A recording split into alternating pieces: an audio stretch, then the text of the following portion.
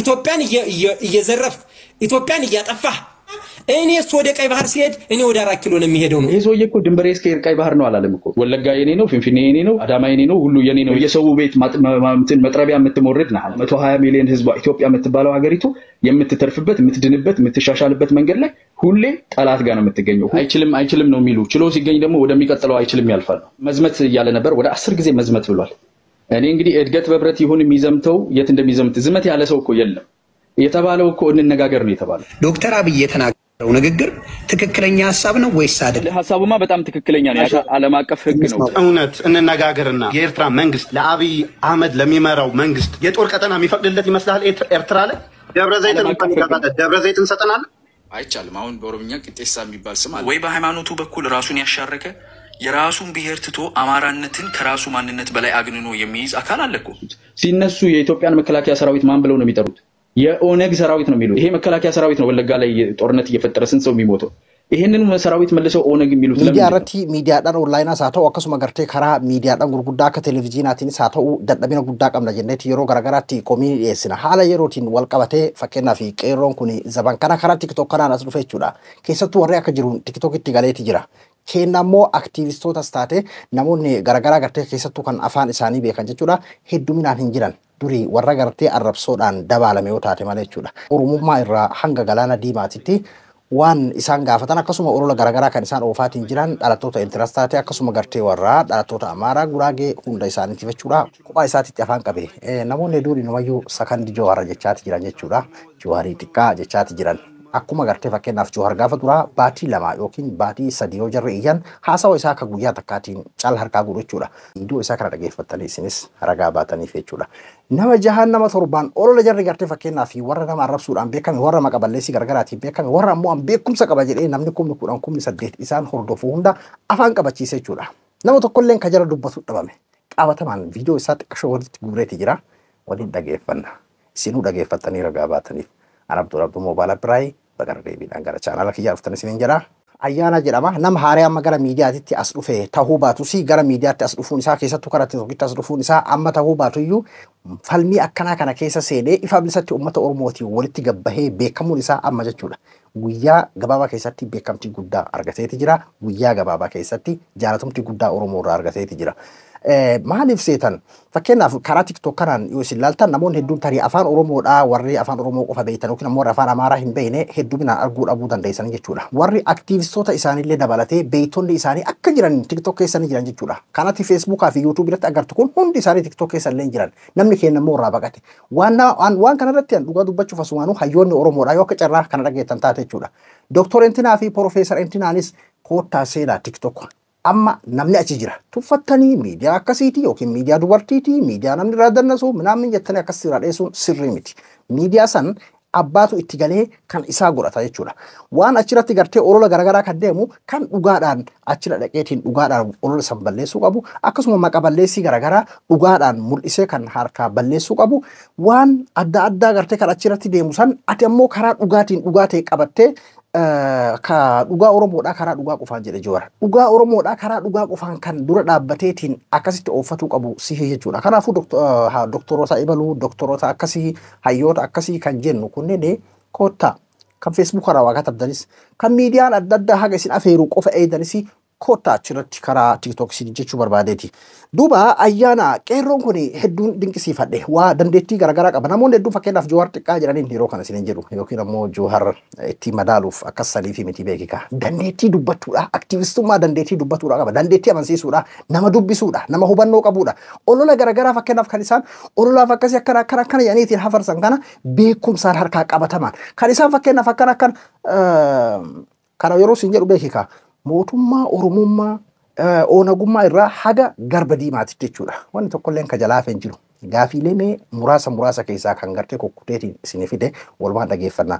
Duuba ayyaanaan dandeettii dubbatuudha qaba. Dandeettii beekumsallee qaba. Afaan akka isaaniititti dubbata. Tokko afaanii nama kenna karaa TikTokiin jechuudha kan sakaale. Ijoolleen teena takka fakkeenyaa fi teena takka jechuudha kan TikTok irratti afaan kana beekan akkasuma kan dubbatan miira ofiitu to'atuu hin danda'an. Namni yoo miira ofii to'ate akkasuma gartee saba kanarraa difeensi yookiin ammoo ittisuus danda'a deebisaas kennuu danda'a yookiin ammoo fakkeenyaaf amma yoon himaa nyaatee amma kanama arrabsuudhaan beekamu yeroo garagaraatti jechuudha yoo yoon himaa nyaanama arrabse kenna ka afaan beeku inni illee arrabsoodhaan dhufa jechuudha beekumsaan arrabsoo isaa san beekumsaa yookiin ammoo siyaasa dubbachuudhaan hinjifatu hin danda'u jechuudha olola isaa adda addaa kan gartee isaan deemaniin namoonni isaanii tokko tokko deemuun jechuudha ololuma akkasii yookiin illee yoo gamasii namni biraa olola wahii saba kanarra oofe kabiraallee dhaqee sababa isaatiin saba irratti ololaan akkasii kan deebisu namoonni akkasii tokko tokko ni jiraachuudha. Nama dhageeffatuu beeku kan miira isaa to'atuu beeku nama dandeettii qabu nama dandeettii dubbatuudha beekumsas nama qabu afaan illee sirriitti beekudha jechuudha. Nuti afaan kun nu sakaala.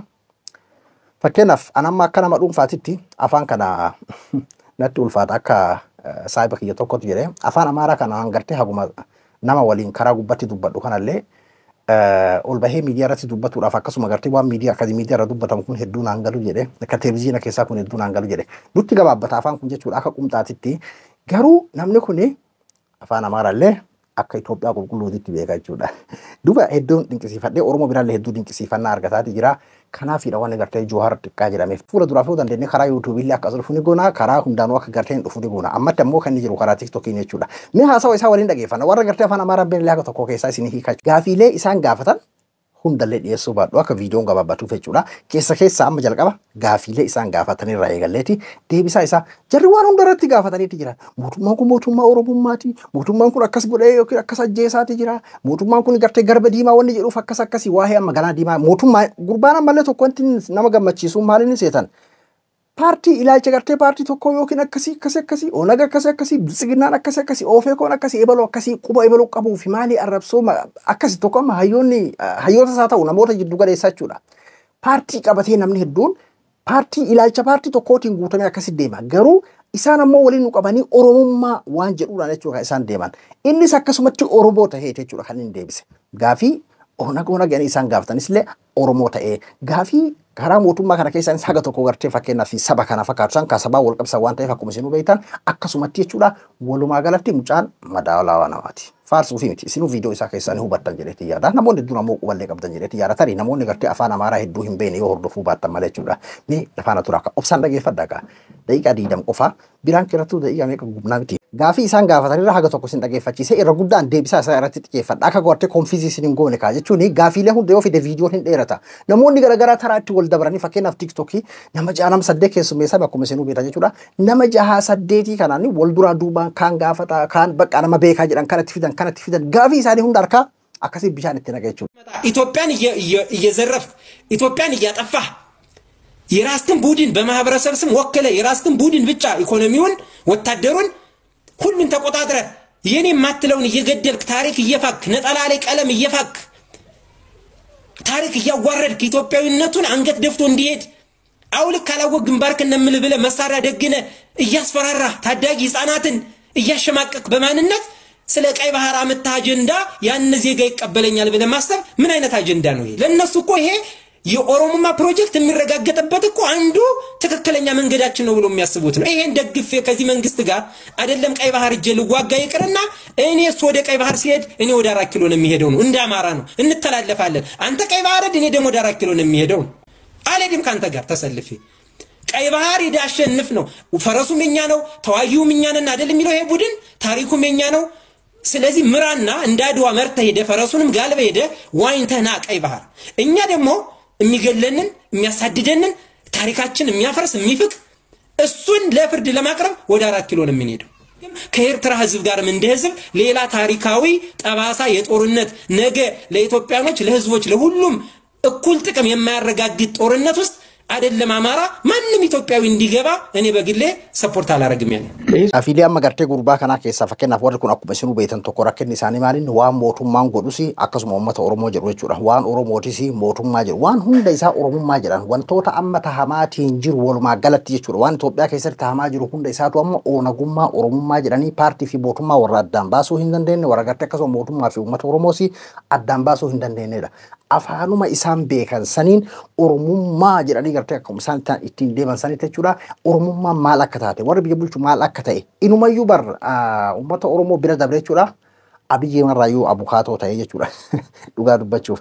Duuba akkas jechuudhaan gaafate qaama gartee faannoon isaanii kun jechuudha. Waa'ee galaana diimaa kanaan wal qabate wanti amma deemamaatiin jiru gabaabdumatti jechuudha. Uummata gartee Amaaraa wanni jedhe kan uummata Amaaraa balleessaa jira. Waa'een ammallee gartee amma deemaa jiru walumaa galatti waan Oromummaa akka gartee gaanfa Afrikaatitti lafa qabsiisaatiin jiruudha nu balleessuudha. Yeroo inni gartee gara garba diimaatti deemu ammoo gara 4 kiilootitti deemaadha jechuudha. Fakkeenyaaf isaan keessaa tokko qeerroon isaanii tokko kan gaafatedha. Faannoon isaanii tokko kan gaafatedha. Gana taraatti wal dabranii jechuudha kan isaan gaafatan jechuun gabaabsee siin jechuu hiyya. Waa'ee galaana diimaa irratti waan yaada gartee fakkeenyaaf Dr. Abiyyi dubbate san irratti. By the way, waa'ee galaana diimaa kana irratti Oromoon fakkeenyaaf gaafa duraa wayyaaneedhaan nu gartee kun nan ilaallatu akkasichaatiin turan sun jechuudha. Amman tana Oromoon irra guddaa waa'een galaana diimaadha nuuf barbaachisaa kan jirudha. Faallaa ta'eeti jira amma dubbicha jechuudha. Irra guddaa hayyoonni callisan kun illee beekii qalbiidhaan jaalataati jiran. Garuu ammoo sababa galaana diimaadha yookiin karaa humnaatiin karaa lolaatiin ta'amuu hin qabudha. Hedduu yaada namoonni hedduu jechuudha. Fakkeenyaaf inni illee waa'ee kana irratti ni kaasame.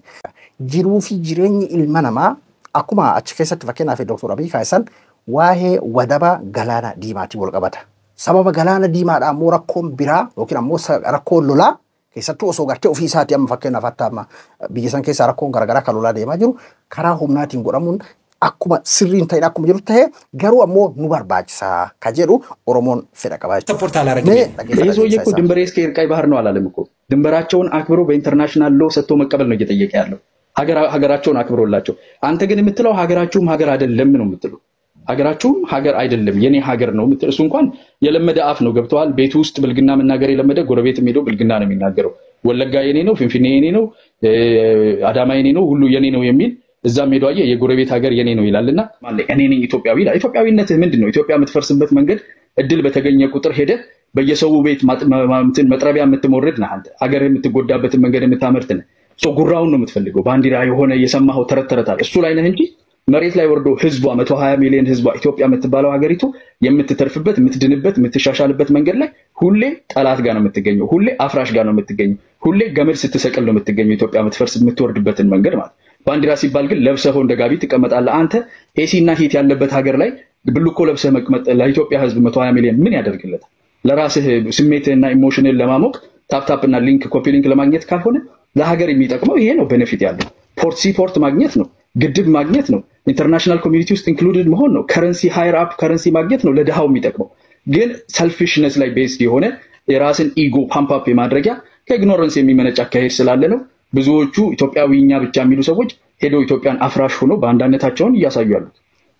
ይሄ ጭብጨባ ሲበዛ ዕውቀት ላልቤ ኩብሳ ካላቲኒ deebisan jechuudha. Maaliif waa'ee Eertiraa waa'ee Itoophiyaa maaltu haasa'uu fide? Fakkeenyaaf Dr. Abiyyi kan inni jedhe namichi kan inni jedhe akkaataan itti fayyadamee beekika. Dr. Abiyyi akka inni jedhe dimbariin kenna Itoophiyaa irraa yookiin ammoo guututti Eertiraa waliin hin jenne eenyu jedhe isa qineedhaan beekee keessatti isaan tuqaa jira. Haga ammaa maappiin isaan fayyadaman kaartaan isaan fayyadaman kamiin fakkeenyaaf ka Eertiraa illee jala jirtuudha beeki. Itoophiyaa aannan isaatti farsim jenni Itoophiyaa dimbarii allaatiin jenne jechuudha.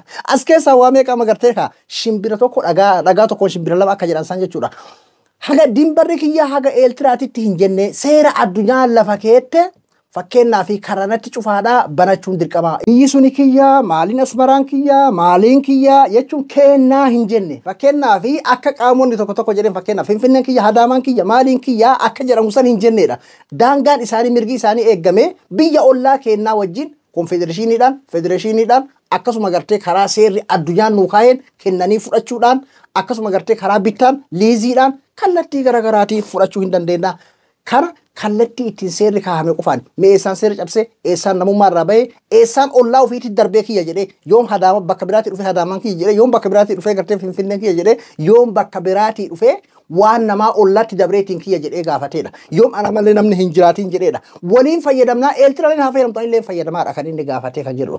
Itoophiyummaa wanni jedhamu maalinniidha. Fakkeenyaaf miidiyaa adda addaa irratti baateetiin fakkeenyaaf maqaa Itoophiyaatiin maqaa balleessaa makalaakiyaadhaan gartee hatta makalaakiyaa biyyattiidha kan biyyattii kan Itoophiyaadha. Waan yookiin ammoo gartee mootummaa san faallaa isaa siyaasaan taateef qofa maqaa adda addaa itti moggaastee arrabsaa akkasuma gartee TikTok irratti wal ijaartanii asirratti ol baataniitiin olola adda addaa oofaa. Ammoo yeroo wanni Itoophiyaa fayyadu akka biyya saniitti guutuu gartee uummata miiliyoona 130 wanni fayyadu yeroo waa'een galaana diimaadha nu barbaachisa yeroo jedhamutti deeggaruu dhiiftee faallaa sanii deemuun farra Itoophiyyummaatiidha. Itoophiyyummaa jechuun baandiraa uffataniiti yookiin gaabii uffatanii taa'uu miti. Kallattii ittiin fakkeenyaaf kaleessa jedheen madaabaraan yookiin ammoo maal jedhaniin kaamidhaaniin facaasan kana jechuudha. Madaabaraan dhabame naannoo Amaaraa keessatti fakkeenyaaf bar haga hiriira bahuutitti gaamemi. Kaleessa qotee gabaree ugartee madaabaraa dhabe jettaniitiin fakkeenyaaf laa turtan jedheen. Karaan ittiin gaafatamaatiin jiru yookiin ammoo buskutaa fi maal ittiin galchanii miti. Karaa ittiin gaaza ittiin galchanidha. Karaa ittiin madaabaraa galchanidha.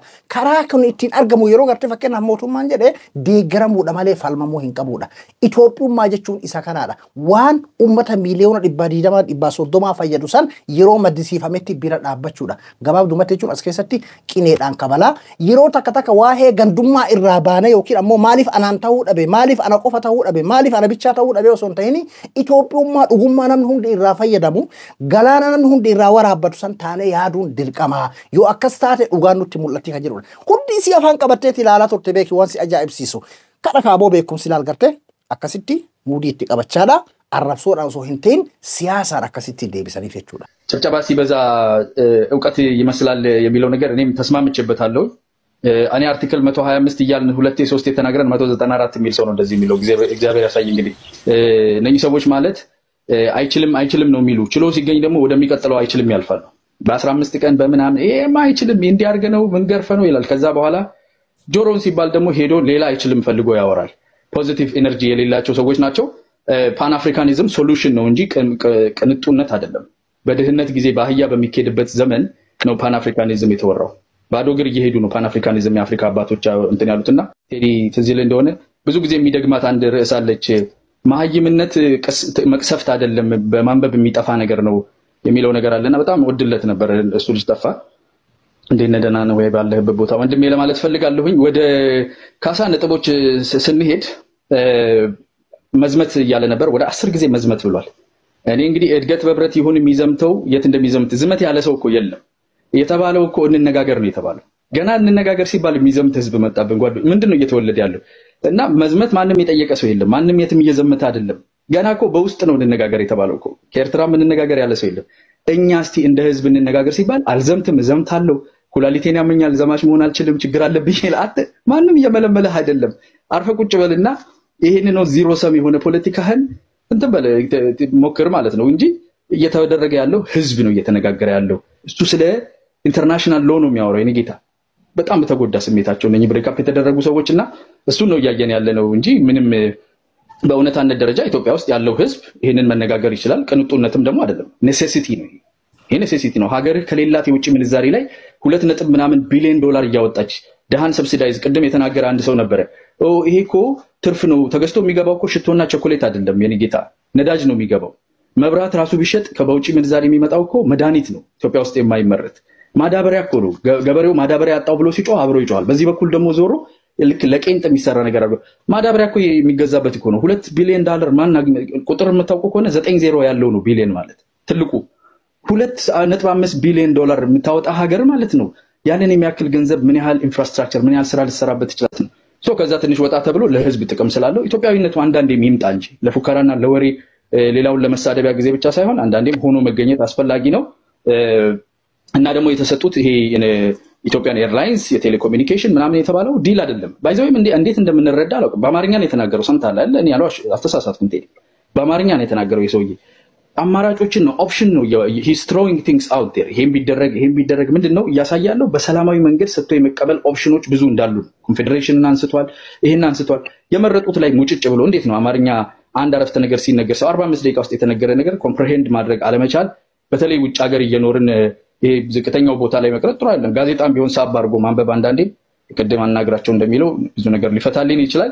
ኮታ ሜ ኢትዮጵያዊ ታጅረኒ በር ሜ ኮታ ኢትዮጵያዊ ዱጋ ሰንተሃ አከሚቲ ሃሳው ሙሚቸ ሚኒስቴራ ከደቂቃ 45 አማርኛን ሃሳው የሚጀን አማርኛ ደቂቃ 45 አከሚቲ ሂከቹ ወላልተን ጀኒ በር አማርኛ ደቂቃ 45 ፈከና ፊ ዋሄ ገላና ዲማ ሴራ አድጋቲቲ ፈየደምነ ኤልትራስ ፈየነም ተለ ፈየደምና ዋንጂ አመረቲ አከሚቲ ዋሄ ዘመቱ ዳፊ ደቄሎላ ሃሳው ማልቱ በርባጂ አስኬ ሰሜ ዋሄ ሎላቲ ዋሄ ዘመቱ ማልቱ ጅራዳ ummata gartee fakkeenyaaf yeroo hin mari'anna jedhame waa'ee zammatiidha haasa'u ummata gartee fakkeenyaaf yeroo waa'ee biyya keenyaa ni fayyada waa'ee qotee bulaa gartee madaabara achirraan galfanna biiliyeena 2 biiliyeena 3 gartee biyyi miskiinni tuni baasu osoo hin ta'ini galaana mataa keenyaa kanatti seerri nu kaaheen arganne ammoo sawaan biraatiif ni oolfanna karaa ittiin walumaa galatti hulaa ittiin bobbaan nu barbaachisa yeroo jedhametti akkamitti waa'een biraa haasa'uun maal hiikkatamee haasa'u biraa dhageeffattanii jeeni bar amaarinyaan isin dhageeffattan kan daqiiqaa 45 ka haasa'ame kana moo kaminni jedhe mee yeroo takka takka waa'ee ana qofa beekaatiif ana qofaa fi kiyya qofa ammoo gartee kanama biraa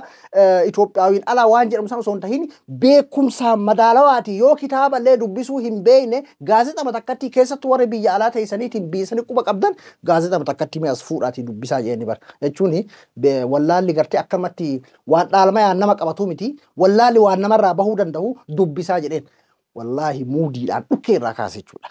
Dhugaa itti mee jechuudha. Bartakkattiin jala dubbachuu dadhabde. Yoo niin gartee amma hagaree fuudhuu isaan dubbataa agartanii gurbaan eeltiraadha kan eengadda akkas godha dubbataa agartanii teediin kun dubbataa agartanii takkattiin isii afaan qabattee callifte jechuudha. Baran viidiyoodhaan isin agarsiisu wanni guututti dhabee fi xiqqasho dhiibbaa qaba waan ta'eefidha. Duuba kubbaan ka addaati. Hedduu ani TikTok keessatti bakka nama arganne jedheeti wanni gartee akkas isin faarsuuf kanaaf jechuudha. Waan nama isin hiikaa jiru kana miti bara akkaataa inni xiqqinheedhaan jiratti muudii qabate kana fa'aa osoo fi dhageeffatanii kana caala isinitti tolaa jechuudha. ይሄ ከኢትዮጵያ መንግስት ኤግዜኪቲቭ ባዲ ማለት የሚመራው መንግስት በሐሳብ ደረጃ ወደ ህዝብ የለቀቀው ሐሳብ ነው። ሐሳቡ ምንድነው የሚለው ሐሳቡን ትክክል ነው ወይስ አይደለም? በመጀመሪያ ከሱን ጀምርና ወደ ሌላው እንዳለን እንደ ሐሳቡማ ኦሮሞ ልጆች የምጠይቀው ጥያቄ ነው፣ ኤርትራውያኖች የሚጠይቀው ነው። ዶክተር አብይ የተናገረው ንግግር ትክክለኛ ሐሳብ ነው ወይስ አይደለም ከሚለውን ጀምር። እንደ ሐሳቡማ በጣም ትክክለኛ ነው። ያቀረበበት መንገድ ሊለይ ይችላል እንጂ ሐሳቡ በጣም ትክክል ነው። ቢኮዝ ኢንተርናሽናል ዓለም አቀፍ ህግ ነው።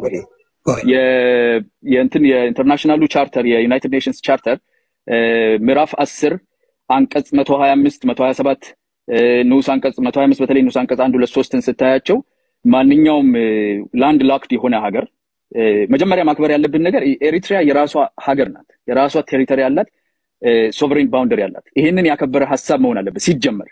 ከዛ አልፈህ ወጥተህ የምታደርገው ነገር የለም። እሱ አንደኛ ነገር ነው። ኤሪትሪያ ያላትን የራሷን ባውንደሪ ልክ ነው ብለን የተነሳው ሐሳቡን የዶክተር አብይ ጥያቄ ትክክል ነው ብለሃል። ከሱ በኋላ ነው የምንቀጥለው። አንድ ሁለት ደቂቃ ሲጨርስ ቆይ ሁለት ደቂቃ ስጠኝ ሐሳብ ባጭሩ ማውቁት ነው።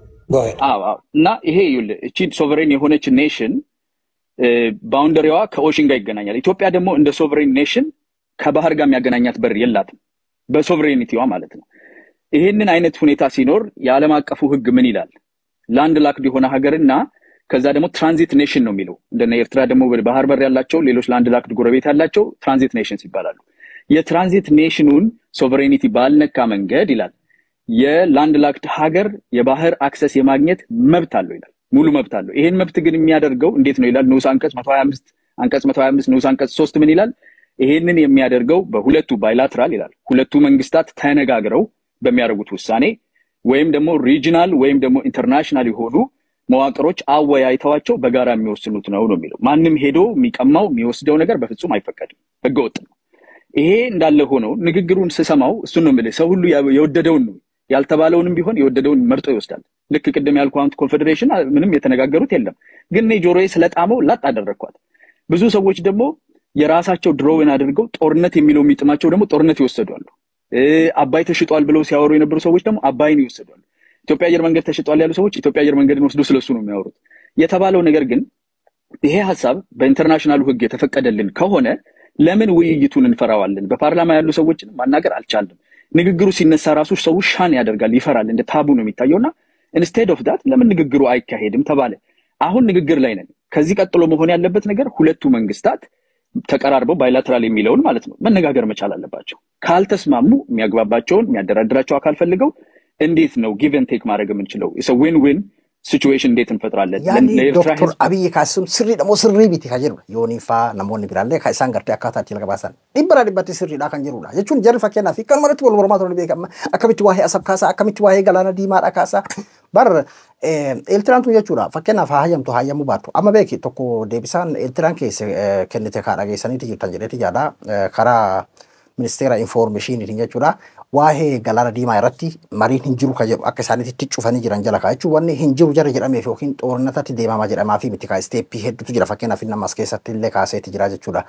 Duuba akka wayyaanni kaa'ame kun as keessa fudhattoota Eeltiraatu jira fakkeenyaaf qalbii guutuudhaan eegaa turan. Kuni waan United Nations lafa kaa'edha. Waan gartee fakkeenyaaf dhaabbanni addunyaadha.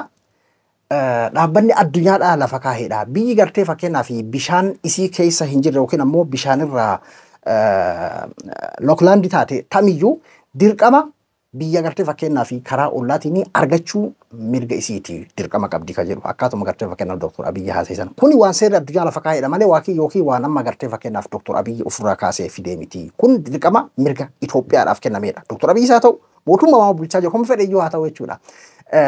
Kanaafuu kanarratti waan seerri addunyaa jedhu keeyyataa waliin jarri waa'ee keeyyata seera addunyaa yooni waggaa 20 meeqa achi keessa jira waa'ee keeyyata seera addunyaa quban qabu waa'ee seera gartee Ameerikaa quban qabu waa'ee seera addunyaa ittiin bultu waa'ee Laaklaandii quba hin qabu. Hundinuu simmeetti ofiitiin akkanatti burraaqan jechuudha. Garuu inni qabatamaani kun sirriidha moo sirrii miti? Kun sirriidha. Dhibbaraa dhibbatti. Garuu akkaataan itti argamu ammoo garamiini ka jedhu akkaataan itti barbaadatamu wal dhabuudha danda'aadha. Yoo kanaan taamuu baatellee isteepii biraatti jira jechuudha. Amma ለኤርትራ ህዝብ ጠቃሚ የሆነ በገበያ ሊሆን ይችላል፣ በንግድ ስምምነት ሊሆን ይችላል፣ በመንገድ በትራንስፖርት ኤክስቼንጅ ሊሆን ይችላል። በተለያየ ነገር ምን አይነት ዲል ከኤርትራ ህዝብና መንግስት ጋር ከዚህ ሶቨሬን ኔሽን ጋር መድረስ እንችላለን? አሁን እኛ የምናወራው ደግሞ ምንድነው? ንግግሩም ታልፎ ፓርላማም ተነጋግሮበት ውሳኔው አልፎ ኢሳያስና አብይ አውርተው ሳይስማሙ ቀርተው ምንም አይነት ሙከራ ፌል አድርጎ ጦርነት እንደደረሱ አድርገን ነው እየተነጋገርን ያለነው እዚህ ሩም ውስጥ ማለት ነው። jechuun fakkeenyaa fi haasawa jarri gartee eerpoortii gurguruu deema abbaayin gurguru waan wantoota biyyi kaa'isan jechuudha fakkeenyaa fi abbaayin addaan qoodamu jechuun ammoo asirraa parsantii takka kennuuf haa ta'u eerpoortii haa ta'u nooma barbaade kennanii fudhachuu yookiin ammoo waliigaltee wayii irratti addaan akkasii wal jijjiiruu haala jedhu san irratti jechuudha. Warri gartee namuu waanuma isa barbaade waanuma isaa fakkaate orola siyaasaatiif keessaa fudhatan malee hin jedhamneedha. Filannoodhaan akkanaa jiraadha kan jedhameedha. Filannoodhaan akkanaa jiraa. Sun hundinuu gadi taa'ameeta kan godhamu. Garuu akkaataan amma isin itti haasawaatiin jirtan akka waan filannoodhaan kana jedhamee wal jala qabamee filannoon sunis damee isteepiin bira kan itti aanullee godhamee kun hundinuu wal dura qabamee waliin dubbatamee wal mormamee dadhabamee kallattii gara waraanaatitti seenameeti kan isin haasawaatiin jirtan. Isintu fedhii waraanaa qabaadha malee haasawni Dr. Abiyyis seera addunyaa hin cabsine galaana diimaan qabaachuun Itoophiyaadhaa mirga isiidhaaf kennameedha malee waan seera addunyaadhaa cabsee miti kun okeeyyata akkana irratti jira.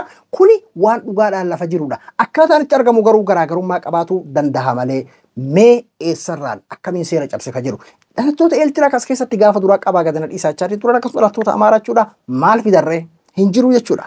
እዛ ጋር የደረስነው አንዳንድ ሰዎች ያ ቢሆን ትንሽ ይጥመናል ማለት ነው። ልክ እኔ ኮንፌዴሬሽኑ እንደምትጥመኝ ግን አሁን ያለንበት ሐሳብ ነው እየተወራ ያለው። ሐሳቡ ደግሞ ሙሉ በሙሉ ኢንተርናሽናሊ መብት የሆነ ነገር ነው።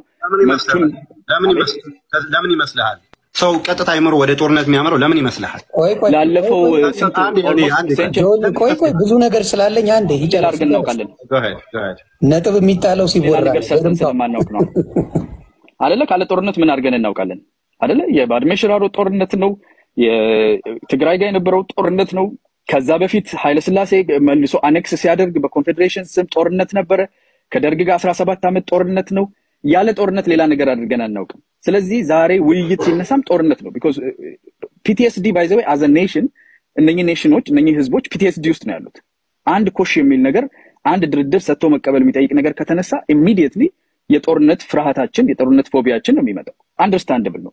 ግን ስንነጋገር አትሊስት ትንሽ ፊደል እንደቆጠረ ሰው የምንነጋገር ከሆነ አሁን ያለነው መሬት ላይ ሁለት መንግስታት ናቸው ያሉት። የአንዱ መንግስት አካል ራሱ በፖሊሲ ደረጃ የነደፈው ነገር የለም። በተወካዮች ምክር ቤት ያቀረበው ነገር የለም። ሐሳቡን ነው ለህዝብ ያገለጸው። የሌላኛው መንግስት አካል ኢሳያስ አፈወርቂ ወይም ደግሞ የኤርትራ መንግስት ምንም አይነት ነገር አልተናገረም። እሺ አላለም፣ እምቢ አላለም፣ መጥፎ አላለም፣ ጥሩ አላለም። ዝም ብሎ ነው ያለው። አንዱ ተናግረው ሌላኛው ሳይመልስ ከሁለቱ ንግግር መሃል እኛ ገብተን ጦርነት ነን ኦሬዲ ስንሰው ሞቶብናል እዚህ በጦርነቱ። በጣም ጥሩ አንዳንድ ጥያቄዎች አሉኝ። አያና በጣም ጥሩ ካነሳቸው ነገሮች ላይ በመጀመሪያ ደረጃ ያ ቦታ በግልጽ የምንነጋገረው በአሁን ሰዓት ያለበት ቦታ የኤርትራ ሀገር ላይ ያለ በስነ ስርዓት ፈርመን የሰጠነው ቦታ ላይ ነው እየተነጋገርን ያለ ነው። ስለዚህ የሆነ በር ዘግተ የራስህን ሐሳብ እንደፈለክ ካንሸራሽረ እንደፈለክ ተናግረ የምታከብረው ቢሆን እውነት የኤርትራን ህዝብ ዶክተር አብይ ወይም ብልጽግና የሚያከብር ቢሆን ምን ያደርግ ነበር? መጀመሪያ ይሄን ሐሳብ በዚህ መልኩ ብሎ መነጋገር ነበረባቸው። በሩን ዘግቶ የራሱን ሐሳብ እንደፈለገው ከሸጠ በኋላ በዚህ እንላላችሁ ብሎ ኤርትራውያናችን ከመጠየቅ መጀመሪያውንም ሲናገር አንተ ኮንፌዴሬሽን እንደምትለው እንዳልከው ማለት ነው። ብቻን የፈለከውን ሐሳብ ሸጠ ኦልሞስት የኛ ነው እስከ ማለት ደርሰ በእኛ ስር ነው የሚሆነውን ነገር ኦልሞስት ተናግረ ከዛ በኋላ አምጥተ ባይ ዘ ወይ እንወያይበታለን የምትል ከሆነ ትክክለኛ ነው ወይ? እስቲ ይህን ነገር መጀመሪያ መልስልኝ፣ ከዛ ወደ ሌላው። እሱ ነው። አሁን እንግዲህ ይኸውልህ ብቻህን ተነጋግረህ ብቻህን የምትወስነው ነገር ቢሆን አንድ ነገር ነው። ግን አሁን መጀመሪያ አንተ እንደ ቤተሰብ 5 ቤተሰብ አለ።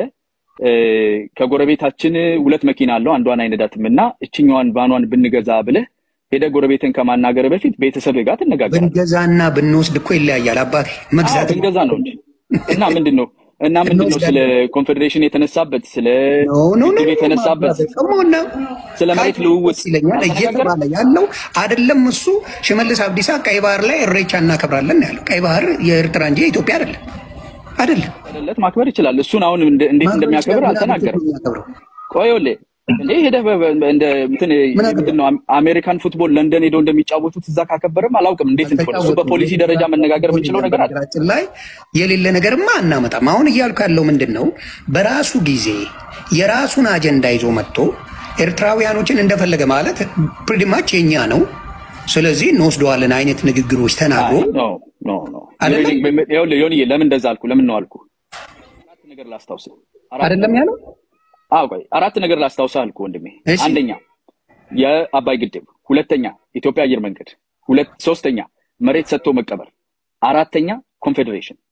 እነኝን 4 ነገሮች ስታነሳ እወስዳለሁ ነው ያልከው ወይስ ሰጥቶ መቀበል ነው እየጠየቅ ያለው? which is ባን መግዛት ያልኩ ለዛ ነው። የምትወስድ ከሆነ ምን አባይ ግድብ ጋር ወሰደ? ምን ኢትዮጵያ ኤርላይንስ ጋር ወሰደ? አንድ ጠይቀው። በመጀመሪያ ደረጃ ያ ቀጠና ጦርነት የሞላበት ጥያቄዎች የበዙበት ቀጠና ነው። ታውቀዋለህ፣ የኢትዮጵያና የኤርትራ ቀጠና። እዚህ ጥያቄና ጦርነት በበዛበት ቀጠና ላይ መጥተ በጣም ብዙ ደም የተፋሰሰበትን ጉዳይ ስታነሳ ምንድነው ይመስላል? ሁለተኛ ነገር ኤርፖርትን አንስተሃል፣ የአባይ ግድብን አንስተሃል፣ ብዙ ስትራክቸሮችን አንስተሃል። እነዚህ ነገሮች ሊቆሙ የሚችሉ ናቸው።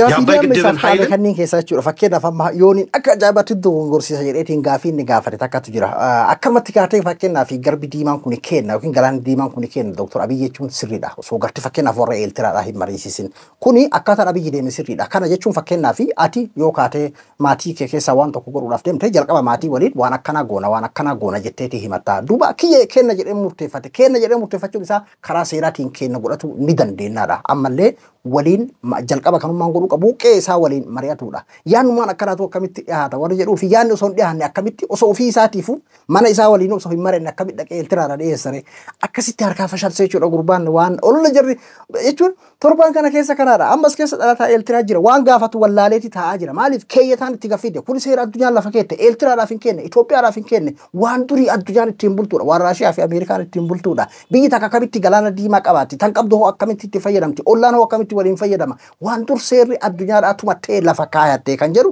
akkasitti harkaa lafarraa dhabamsiisee jechuudha. ስትራክቸሮችን አንስተሃል። እነዚህ ነገሮች ሊቆሙ የሚችሉ ናቸው። የአባይ ግድብን ኃይልን ልታቆሙ የምትችል ነገር ነው።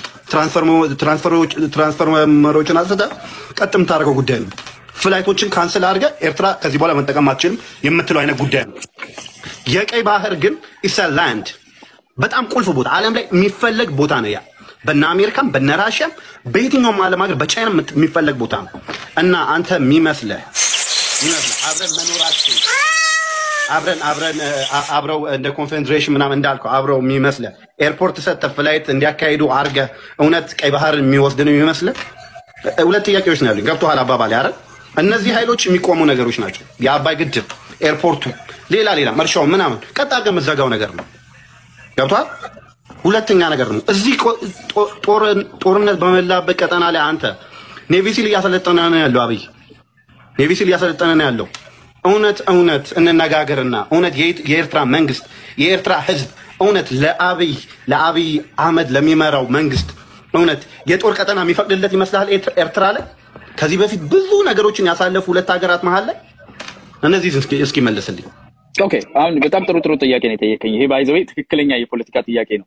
አንደኛ በጣም ሃይሊ ትሪገሪንግ የሆነ ሴንሲቲቭ የሆነ ኢሹ ነው። ምንም ጥያቄ የለውም። እሱም አልካደም ሴንሲቲቭ ነው። እንደውም የፓርላማ ሰዎች የፖለቲካ ሰዎች ራሱ ይሄንን ጉዳይ አንስተን ስንናገር ሃሽ ነገር ነው አይነሳ ይሄ አይወራ የሚል አቲቱድ አለና ለምንድን ነው ይሄ የማይወራው? ከፍተኛ ጥቅም ያለው ነገር ነው። ኢንተርናሽናሊ ሰፖርት የሚደረግ ለው ነው ሌሎች ግራውንዶችም አሉ ይሄንን ኢንትረስት ለኛ ሃይ ኢንትረስት የሚያደርጉት ስለዚህ ሌትስ ቢ ሬዲ ኦፈር የምናደርገው ነገር አድርገን እንደዚህ አይነት ትልቅ ኦፖርቹኒቲ ለህዝባችን በዘላቂነት ጥቅም ለሚያገኝበት ነገር we should start working about it አሁን ጀምረ ነው eventually ንግግሩም and ደግሞ አሁን አጥጋቢ ያልሆኑ ነገሮች የምትላቸው ኤርፖርት ሊቆም ይችላል እንዲ ሊቆም ይችላል የምትለው ማለት ነው አጥጋቢ የሆነው ነገር እኮ በዛ በኩል ነው ይሄንን ሳይሆን የምፈልገው እኔ የምፈልገው ቋሚነት ያለው ነገር ስለሆነ የምፈልገው this is what I want this is the item I want this is the thing መጨረሻ ላይ የምታደርገው ትሪቲ ኢኮኖሚ ነው በእነዚህ ሁለት ሀገራት መካከል ተነጋግረው የሚወስኑት ውሳኔ በምንም ግራውንድ ላይ ይሁን ዘላቂነት ያለው ለኤርትራ ህዝብ ጥቅም አለው የሚለውን ኤርትራ መንግስት ሲወስን ትሪቲ ነው የሚፈርሙት ደብረዘይትን ሰጠናል ደብረዘይትን የሚሰጠህ ከሆነ መጠየቅ አለበት አንተ ነህ ፕራይስህን የምትጠራው እኮ ኤርፖርቱ ይከመን ደብረዘይትን ኤርትራ ይፈልጋል ኤርትራ መንግስት ይፈልጋል እንበል እንደ ምሳሌ ይፈልጋል ሳይሆን እንደ ምሳሌ መሬት አሳልፈህ ሰጠናል መሐል ሀገር ላይ ይዘህ መምጣት ነው ወደ ጠረጴዛ ይዘህ መምጣት ነው እሱ እንደውም እኮ ካቀረባቸው አንዱ ኦፕሽን ማለት ነው በቃ nama gaafii jajjabduu ni gaafata jedhaniiti yaada hundi ol naqaniiti gaafachaa jiranii beekee gaagartee kan ammaa kun akka jedheen amma ayyaati opshiiniidhaan adda addaa kaafte fakkeenyaaf waa'ee abbaay kaafte waa'ee eerpoortii kaafte waa'ee telekoom kaafte waa'ee abbaay kaafte kun fakkeenyaaf yoo achi isaanii waliin godha aga hujii abbaay kana dhaabsisuutti gaa akkasuma ammoo eeltiraan ammoo deebitee fakkeenyaaf eega kennanii fudhachuu taate walakkaa biyyattii taati Bushoftu Dabrazayt bakka iddoo waraanaa gartee akka biyyattii guddasan jechuudha yoo sannaa kennaa jette hoo ni kennattee yaadda mootummaa Itoophiyaa akkasuma ammoo lafa gartee biyya gartee fakkeenyaaf Itoophiyaa fi Eertiraa jidduu yeroo dheeraadhaa fi lolli jidduutti deemaatiin ture qaxaraa waraanaadhaa akka turte yeroo wanni akkanaa kun ka'amu maal jettaa jechuun fakkeenyaaf maal jettaa yoo biyya gartee kaleessa diinumaaf wal eeggataatiin turte arrantana waa'ee galaana diimaadhaa isii irraa hin qoodama jettee yeroo mootummaa Itoophiyaa dubbatu kana keessatti maaltu tahama jettee yaaddaa ka jirudha. Nuti hoo maaliif waa'ee lolaa qofa namni hundi gartee waa'ee zibatiidhaa fi waa'ee lolaa qofa maaliif yaannee jechuun maaliif akkas tahame jettaa jedhanii bardeebanii numa ufimaafuu jechuun waanuma ufii ta'an kana wuxeetii isarraa baruu barbaadan jechuudha. Deebisaa kenneef inni kanarratti illee jechuudha. Wanni waa'ee lolaa samuuf biyya san keessatti lolaa ala wanni bira tokkollee godhamee hin beekuudha. Fakkeenyaaf Haayila Sillaasee lolaa waa'ee ajandaa maqaa Konfedereeshiniitiin lolaa ture akkasuma gartee fakkeenyaaf waa'ee baadummeedhaa akkasuma waa'ee yaadii TBLF kaleessa walumaa galatti biyyi sun lolaa ala waan biraa keessummeessitee hin beektuudha. Namayyuu kanumaaf gartee wanni biraa wanni haareenni hin jijjiiramu jedhee kunillee lolumaaf kaa'ame jedhamee kan fudhatudha. Garuu amma wanni kun bu'uurri isaadha kallattii seera qabeessa kallattii seeraatiin kan inni kaa'amedha. Garuu akkaataan itti raawwatamu yoo seeraan godhamuu baate rakkoo uumuu danda'a malee kan jirudha. Waa'ee Dabrazaytii Eertiraan gaafachuudha mirga isiitii xarapheezatti as fidachuudha. Wanni gartee osoo hin gaafatamin sodaatamu hin jirudha. Akkasuma gartee biyya qaxanaa waraanaa turte kan jettan dhugaadha. Garuu ammoo qaxanaa waraanaa kan turte san kallattii inumaan biyya tanaa walii arastu kan Eertiraaf illee faayidaa qabu kan Itoophiyaaf illee faayidaa qabu haasawaan waliin madhachuu. Isteeppiin duraan dhaabbe kan lammaffaa akka sadaffaa akkasitti waliin haasaanii deemuudha. Dhugumatti jechuun osoo gartee fakkeenyaaf Dr. Abiy maafi siyaasa osoo akka inni haasawu kana gartee uummata lolan jaaranne amma kana gartee haa jedhamu malee osoo uummanni kun uummata gartee lolan lachuu beeke kaampaanii lolaatiif lolan jaaranne taate dhugumatti karaan ijaa kan soo deeme inumayyuu sira waan guddaa haga sadarkaa itti fakkeenyaa fi konfedereeshinii biyyattii walitti takka godhuudha. Eertiraanis Eertiruma taate Itoophiyaan taate walitti ammoo biyya takka taate waliin fayyadamuudha. Eertiraanis waan hin qabne Itoophiyaa waliin fayyadamu Itoophiyaanis waan hin qabne akkasumatti gartee fayyadamu hagas takkaadha kan jedhame. Kanammoo waliin haasawameeti kan godhamu humnaanii miti kan itti ደብረዘይትን የሚሰጠህ ከሆነ መጠየቅ አለበት አንተ ነህ ፕራይስህን የምትጠራው እኮ ኤርፖርቱ ይከመን ደብረዘይትን ኤርትራ ይፈልጋል ኤርትራ መንግስት ይፈልጋል እንበል እንደ ምሳሌ ይፈልጋል ሳይሆን እንደ ምሳሌ መሬት አሳልፈህ ሰጠናል መሐል ሀገር ላይ ይዘህ መምጣት ነው ወደ ጠረጴዛ ይዘህ መምጣት ነው እሱ እንደውም እኮ ካቀረባቸው አንዱ ኦፕሽን ማለት ነው በጣም ከዛ ጨዋታ ነው የሚሆነው አንዴ ኮንፌዴሬሽን እኮ ይበልጣል ሙሉ ሀገር እኮ መዋሃድ ማለት ወይ ልጠይቅ እዚህ ጋር አያና ቀለል አድርጌ የምጠይቅ ምንድን ነው አሁን ኤርትራ መንግስት ሙሉ የምትሰጡንን ነገር አንፈልግም ቀይ ባህራችንን ለራሳችን ተቡልን ቢል እርምጃው ምንድን ነው እስቲ ንገረኝ የእንግሊዝኛና የላቲን ቅልቅል አይደለም የላቲን ፊደል የሚጠቀሙት ምክንያት አላቸው እንግሊዘኛው መሰለኝ አይደለም አንተ ስትናገር አያውቅም ማለት laal deebisaa ammaa kanarratti fakkeenyaa fi seera Itoophiyaa mee maali waan nama Oromoon diigee yookiin ammoo gartee Oromoon maal balleesse kan jedhu irratti fakkeenyaa fi gaafii warri gaafateedha beekika. Gaafa duraa Itoophiyaan fakkeenyaa fi afaan tokko qabdi yookiin ammoo afaan qubee maali qubee gi'izii qofaani kan isiin fayyadamtu amman tana qubee laatiin yookiin ingiliishiidha fidee Oromoon fayyadamaati jira. Akkasuma gartee gi'iziin afaan Itoophiyaati moo afaan Itoophiyaati miti kan jedhu jechuun bakka waan kallattii Itoophiyummaati yoo isaan dhufan Itoophiyummaan sun maali maal balleesse Oromoon akkasuma gartee Oromoon keessa hoo maal fayyadame kan jedhu akka seera kan fayyadamaa deeme waa'ee qubee fayyadamte Oromoon maaliif giiziin fayyadamte yookiin ammoo gartee fidalii amaaraa jechuudha kan hagaraachin Itoophiyaa kana Oromoon maaliif balfaadha ni deebisa isaa dhageeffadha waan እንትን እንግዲህ አለማወቅ የተወሰኑ መጽሐፍትን ነው እንትን የሆነ ቁንጽል የሆነ ነገር ቀቢጽ የሆነ ዕውቀት በሽታ ነው ጭራሹን አለማወቅ ይሻላል አንደኛው እንጂ ፐርሰናሊቲ ብለኛል አይደል ፐርሰናል ላይ ማለት አይዲያው ላይ አይዞ you'll be fine ታወራ ዝም ብሎ ነበርና አዳም you'll be fine አንድ ጊዜ እኔ ስናገር ፐርሰናሊቲ የሆነ ነገር እየተናገርክ ነው ተብዬ ተረጋጋ ወንድሜ ስሜት ተፈጠረ የላቲን ፊደል እና የላቲን ቋንቋን መለየት አስፈላጊ ነው የላቲን ፊደል የሚጠቀሙት ኦልሞስት መላው ዓለም ሊባል በሚቻል ደረጃ እነ ቻይና እነ ፊደል ያላቸው 18 20 የማይበልጡ ሀገራት ናቸው ፊደሉ ራሱ ያለው ማለት ነውና ላቲን በጣም በሰፊው በብዙ ዓለም ጥቅም ላይ የሚውል ነው የግዕዝ የሚባለው ወይም ሳቢያን የሚባለው ፊደል የራሱ ጉድለቶች አሉት የራሱ የማያሟላቸው ነገሮች አሉት ለምሳሌ የሚጠብቅና የሚላላን ድምጽ መለየት አይቻልም አሁን በኦሮምኛ ቂጤሳ የሚባል ስም አለ ስትጽፈው ቂጤሳና ቂጤሳን በመለየት እንደምታነበው አስብ የሰው ስም ታበላሻለህ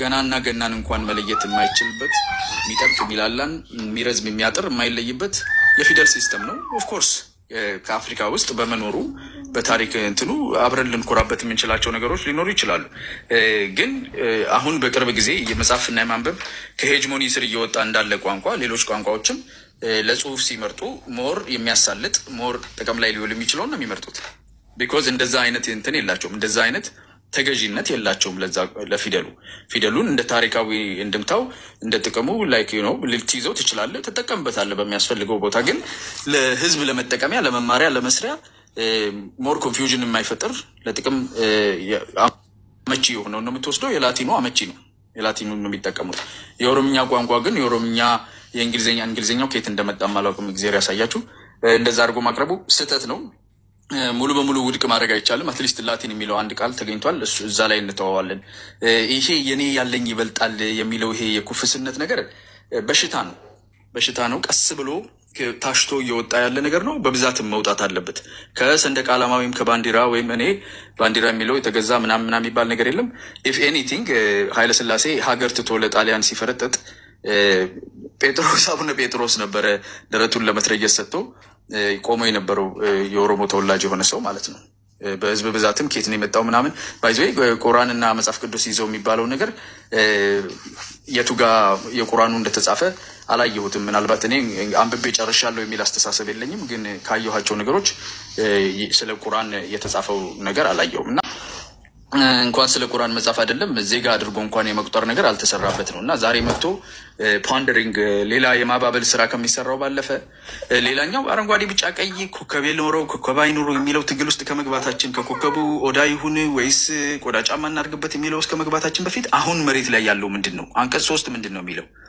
ኦሬዲ ሀገር አለ ኦሬዲ ህገ መንግስት አለ ህገ መንግስቱ ላይ የለውበትም አልተጠራውም አልተሳተፍኩም የሚለው ውሸት ነው ሄደን ቼክ ማድረግ እንችላለን በበቂ ሁኔታ የተወከለ እንደ አማራ የለም ዶም የአማራን ህዝብ የሚወክሉ ብዙ ሰዎች የአማራ ተወላጆች ነበሩ በዚህ ሂደት ውስጥ ወይ በሃይማኖቱ በኩል ራሱን ያሻረከ የራሱን ብሔር ትቶ አማራነትን ከራሱ ማንነት በላይ አግንኖ የሚይዝ አካል አለ እኮ ይሄን የምናውቀው ነው በፊት እኮ ኦሮሞም ውስጥ የነበረ ነው እስካሁንም ድረስ ኢንትሬንችድ ሆኖ የነበረ ነው የኔ ማንነት ያንሳል ለአማራነት ይበልጣል እኔ አማራ ኦሮሞነቱን ለመናገር ቃሉን አንድ ቃል ከቋንቋውን ማይናገር ኦሮሞነቱን ክሌም ለማድረግ እንኳን የሚያፍርና የሚፈራ በጉራጌውም ዘንድ ያለ ነው በወላይት በሁሉም ቦታ የነበረ ነው ሄጅሞኒ እየተነሳ ነው እኩልነት ያንተ በቂ ነው የሌላውን መምሰል መሆን የሌላውን ቋንቋ መማር ማቀላጠፍ አያስፈልግም ከፈለክ አድርገው ግዴታ ግን አይደለም እኩል ነህ አንተ እንደ ጉራጌ እኩል ነህ ጉራጌኛ በቂ ነው ኦሮምኛ በቂ ነው ትግርኛ በቂ ነው እኩል ነህ አንተ የሚለው ሐሳቤ ሞት መስሎ የሚታየው አካል አለ አሁን እዚህ ጋር የነበረው ወንድም የሚናገሩ ሞት መስሎ የሚታየው በምን ይሸፍነዋል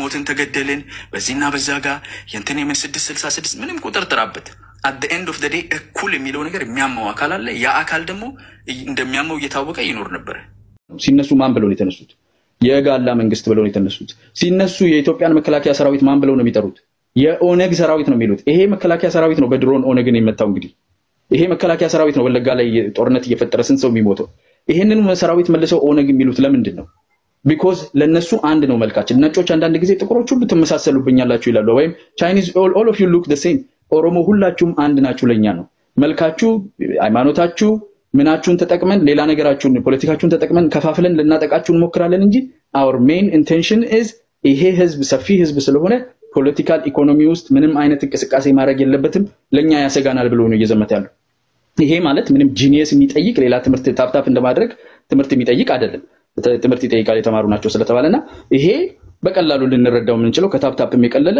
ኦሮሞን ታርጌት ያደረገ ሲፈልገው ፒፒን ኦነግ ብሎ የሚጠራ ሲፈልገው መከላከያን የኦነግ ሰራዊት ብሎ የሚጠራው ኦሮሞ ነው ችግሩና ይሄንን ስለምንረዳ በኦሮሞነት ደረጃ ምን ከላከለው አለ ቪዲዮ ገባውስ ብላፊን አንከሳሙ ሙሬ ሲኒ ፊደቹዳ ኡመከነ ረቲ ዋሄ ኦሮሞማ አከሱማ ገርቴ ፈከና ሞቱማን ኩን ሴና ኢትዮጵዩማ ዳበለሴ ከሰቱ ዋሄ ፊደሊዳቲን ወልቀበቴ ዋሄ ፊደሊ ኢትዮጵያ ከና ወልቀበቴ አቲ ኢትዮጵዩማቲን ያመንታ አከሱማ ገርቴ ጋፋ ወያኔን ሴረ ኩን ከይጃርቴ ሴራ ቀቤሳ ሚቲ ዮኪን አሞ ገርቴ አማር ኢትን ሂርማኔ ከጅሩ ወንቶታ አከሲሰኔን ከና አከሱማ ወልቀበቴ ፈከና ፊ መከላከያ አዳኒ ዋሄ ኦሮሞማ አማ ኢሳን ጀዳን ፈከና ፋማ ቢያ ከና bar gaanfa Afrikaa kana irratti waa'ee bahara diimaa kana walqabate hatta dhaltoonni Eertiraallee barakasachaa turani gaanfa Afrikaa kana irratti Oromummaa yookiin kuush waan jedhamu paawara wayii ijaaratuudhaaf deemanii jechuun warra biraa dammaifatuudhaaf beeka jedhaniiti ijaarataa jiran wantoota kanaaf deebisaa inni kenne akkuma amma dhageessan kana jechuudha dura tokkoffaa jedheen